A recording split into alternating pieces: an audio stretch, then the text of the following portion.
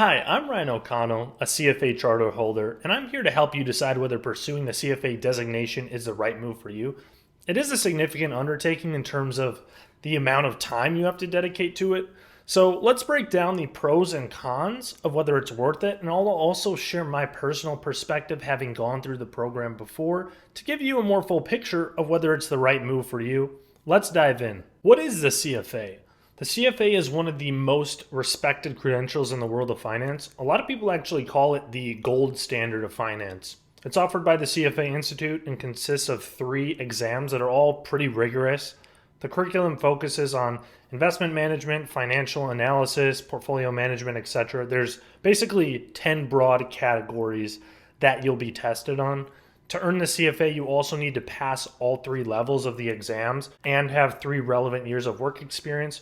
But from some of the examples I've seen, they're pretty loose about what they consider qualifying work experience. The first pro is that you'll learn a tremendous amount of information. The CFA curriculum is really comprehensive. Whether you're new to finance or you already have experience, I would say that the CFA program could still push your knowledge to the next level beyond where you're at now. I have a master's degree in finance, which I got before the CFA program, and I would say that what I learned in the CFA program goes far beyond what I learned in the master's program. In fact, I would credit my time spent mastering the CFA curriculum as a big reason as to why I'm even able to make the type of videos that I create on this channel right now. And I'm in a position where I can take on clients for good compensation from broad areas of finance, in large part due to the comprehensive knowledge that I learned while I was studying the CFA. The second major pro that I suspect a lot of people are going to be interested in is the potential for career advancement and higher salaries. So the CFA can open doors to higher paying roles and better opportunities, in my opinion. CFA charter holders will often see salary increases and promotions after earning the credential. It's not like once you, let's say, earn the credential, your company's going to come and say, we'll give you this raise. But you can usually leverage having the CFA to potentially get another role. And if you wanted, you could try to present that role for a counteroffer with your current firm. Anyways, according to a survey done by the CFA Institute in 2024, the median annual compensation for a CFA charter holder in the US was around $200,000 USD. And for Asia Pacific countries, the median was around 130K USD. And for Europe and the Middle East and African countries, the median was around 150,000 USD. So really, in terms of the compensation that you can get once you have the charter, I would say there's not much to complain about there. The third big pro is the overall prestige of the credential. Because CFA is widely recognized as a gold standard in finance, holding the designation, I would say, immediately signals that you have a certain level of expertise, or at least a certain level of book knowledge. It is respected globally, which can be a significant advantage if you're looking to work abroad or for multinational corporations. Additionally, people who have gone through the program understand how difficult it is, and they respect those who have completed it. I think it's one of those things where it's if you know, you know. If you went through it, you know how hard it is, and you're going to respect that someone else also went through it. I've often heard people say negative or dismissive things about the CFA program while working in finance. But every time that I've heard someone say something like this, it's not someone who has actually completed the program. So take what you will from that. And I think usually people who have gone through it do have a high level of respect for it. The fourth and final pro is probably the most important one to me, and that's the mindset that you can leave the program with. So beyond the technical knowledge, the CFA program instills a certain level of discipline that I had never really thought possible in myself. So I passed the CFA level 3 way back in 2019, but I've not really stopped grinding since. The discipline that I learned while I was completing the CFA program has never really left me, and since then I've achieved a handful of things that I really never would have thought possible for myself when I was younger. So honestly, the mindset I left the program with was probably more important for me personally than the 3 letters behind my name. While there are many pros of going through the CFA program, it is worth noting that the number of people taking the exam in recent years has actually declined. The total number of test takers is down from over 40% of a peak that it reached in 2019. So many people who might have otherwise gone for the program are actually opting out now.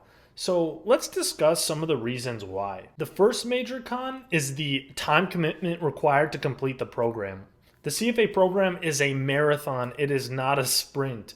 Candidates will often study over 300 hours per test. I can say that personally, I spent less than 300 hours on the first test because the first level overlaps with a lot of what you would learn in a bachelor's in finance or a master's in finance. But then once I got to level 2 and level 3, I spent easily way more than 300 hours on both of those levels. So that for each test can be 5 or 6 months where you're saying no to friends and family when they're saying, hey, let's do this or that. Like your nights and weekends can be locked up for a significant portion of time. My second major con is the low pass rates. And this could be viewed as a pro or a con depending on how you think about it actually. So the CFA exams are notoriously difficult and the pass rates are often hovering around or below 50% for each level. So this means that you could put in actually hundreds of hours of studying only to end up being one of the 50% of the people that fail. And if you think about it this way, it gets harder and harder at each level because you might start off with 100 people and then the first level weeds out half of them. Now, in the next level, you kind of need to be in the top half of already what was the top half because so many got filtered out. And then by the time you get to level 3, you basically need to be in roughly the top half of the remaining quarter of people that started out of the original 100. So it's actually really difficult to pass these tests. You can spend a lot of time failing them, but that is where the prestige comes from. Because if it was easy, everyone would be able to do it, and then there would be no recognition that you did something so difficult. My third and final major con is that the CFA Charter really holds very specific value in a certain career. So if you're going to work in the investment management space, that is great, and people will respect that you got the CFA Charter and know what it is. If you work outside of finance, certainly 99% of people will have no clue what it even is. If you work in certain areas of finance, people still will not know what it is. My first job out of college was at a corporate, it was a corporate finance role at a large company that wasn't a financial services firm. I was in the financial planning and analysis department.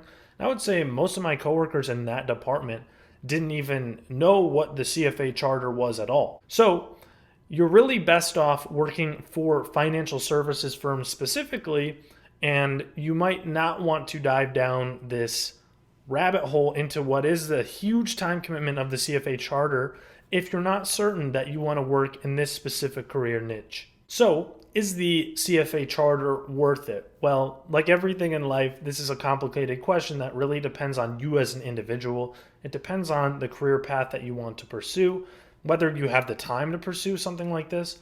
What I can say is that personally, I'm really glad and thankful that I went for the charter. I feel like it put me on a very good path in life, and I'm thankful that for the path that I ended up on. I feel like I learned a lot of discipline from the program, and I learned a lot of information about my field that allows me to now do cool things within the field. So I can only speak highly of the program, and I guess it's for you to decide from here on out what you think is best for you. If you decide that the CFA Charter is worth it for you, then you can consider getting 15% off the CFA lecture videos and courses that I'm a part of by checking out the link in the pinned comment or the description. Thank you for watching.